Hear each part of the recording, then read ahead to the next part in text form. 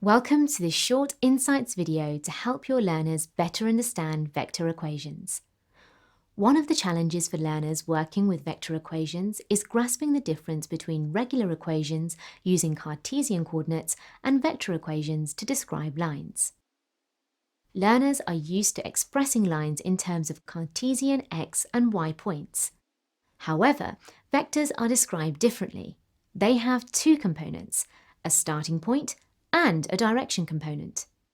They understand what this Cartesian equation for a line will look like, where the m term is the gradient or incline of the line and c acts like an offset to the y crossing point. But a vector equation for a line is described like this.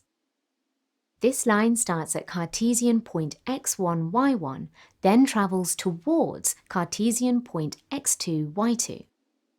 And the t function describes the fact that the line will continue in that direction forever.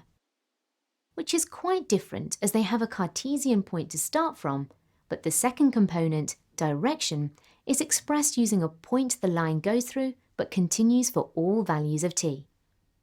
For example, this line starts at Cartesian point x equals 2, y equals -1 in terms of x and y coordinates, but then travels towards Cartesian point x equals 1, y equals 5. Once this transformation from Cartesian space to vector space is understood, transforming back to Cartesian space becomes much easier. We now know that for any point on the line, x equals 2 plus 1 times t, and y equals -1 plus 5 times t. Then, for any value of t in vector space, we can know what the values for x and y will be in Cartesian space.